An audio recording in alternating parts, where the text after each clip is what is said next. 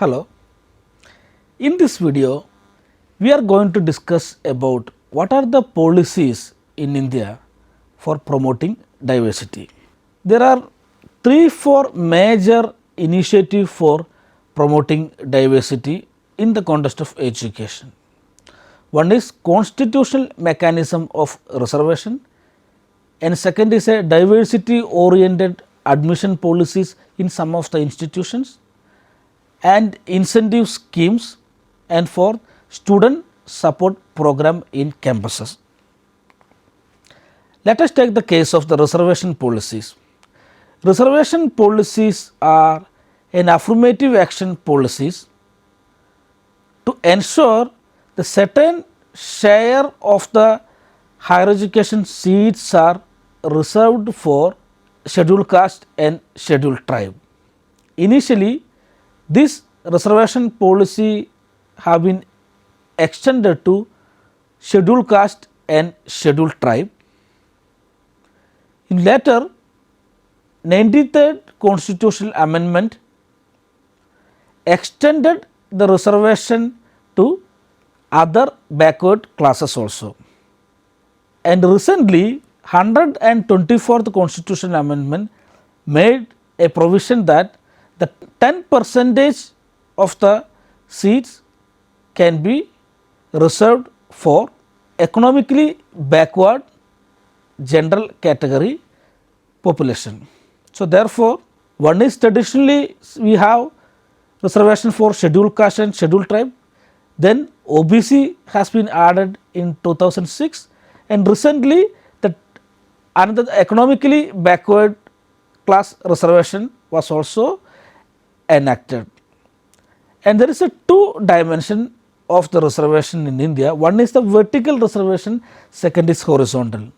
The vertical reservation idea is that each of the eligible group will get certain share of the seats. For instance, in the case of central government institution, the 15% of the seats are reserved for SCs and 7.5% for the scheduled tribe and 27% for the other backward classes. So, it will be total will be 49.5.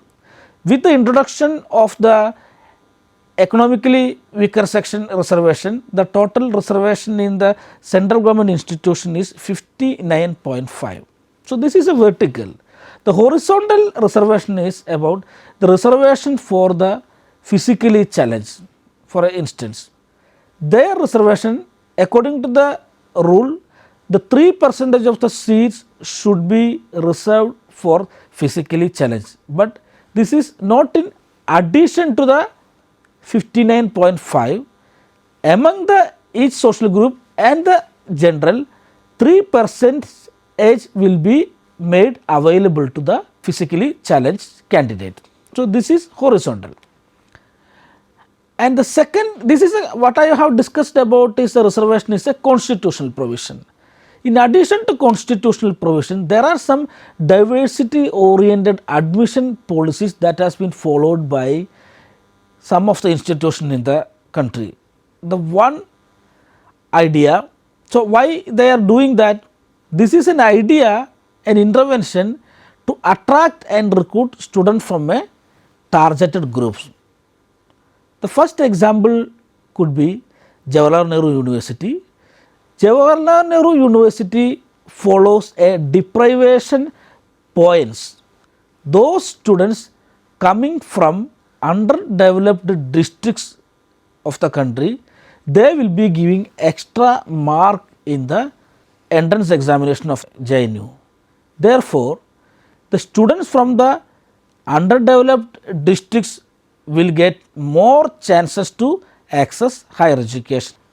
It was a very good success story. That is why the JNU reflects the diversity of the country. In the similar fashion, the IIMs recently introduced the idea of a scheme called gender diversity factor. According to this intervention, extra or additional mark will be provided to the woman candidate in order to boost their access to IIMs. And the fourth one is the reservation for the transgender. Recently the government of Kerala has reserved 2 seats for transgender communities in colleges and universities in Kerala. So, these all are the diversity oriented admission policies mostly followed by the institution. The one exception could be the last one, that is a transgender, that is actually enacted by the government of Kerala. And incentive schemes. So far we have discussed about how to bring students from diverse background into the college. That is a one way. The second is that how to increase the demand for the higher education. Incentive schemes are in fact a way to increase the demand for higher education among the disadvantaged and underrepresented groups. Some of the initiatives are as follows: post-matric scholarships. Government of India provides the post-matric scholarship for students from the deprived groups, so they can access the higher education with the financial support of this scholarship. Similarly, the post-matric hostels. As you know, the many of the remote villages and the tribal hamlets will be located in a area where there is no higher education institution. So, most of the higher education institutions are located in the urban area. Therefore, the traveling, the commuting becoming an important barrier for those students to access higher education, and getting an accommodation facility in cities is very expensive. That is also not affordable for many of the deprived groups.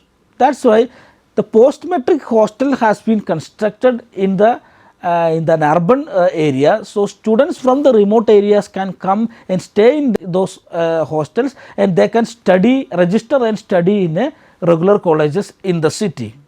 Similarly, monthly stipend schemes are available for the scheduled caste and scheduled tribe, other economically backward groups also.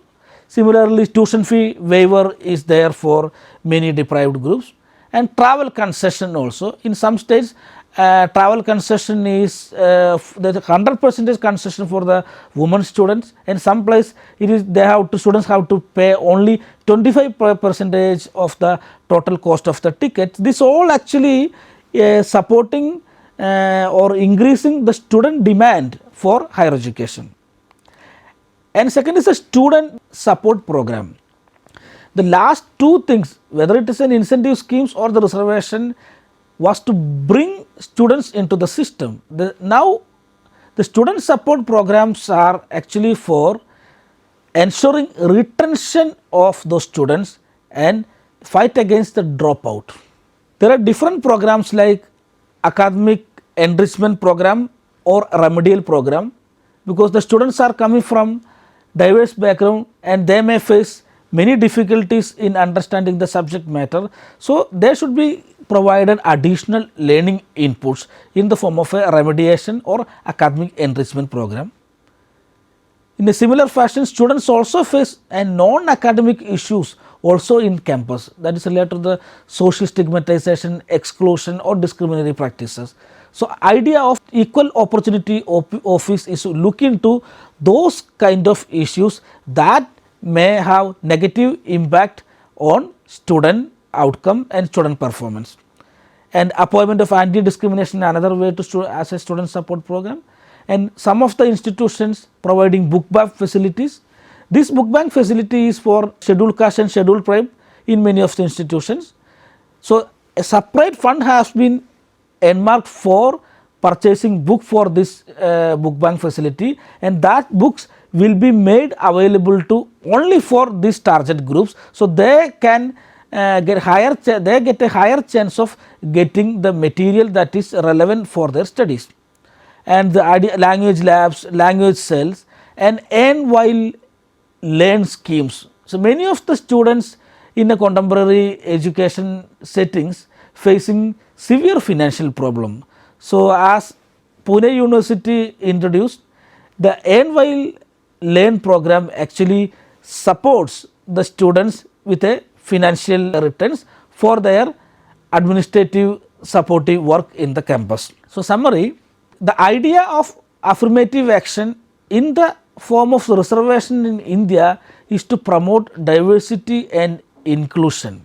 There are constitutional provisions like reservation and diversity oriented admission policies. In addition to that, there are incentive schemes and student support programs also to ensure access and retention of students from the diverse background. So, we can see that all these three major initiatives can be classified into three major domains. One is improving access, second is ensure retention, and third is support to succeed. All these together actually reflects the idea of diversity as a value of inclusion. Thank you.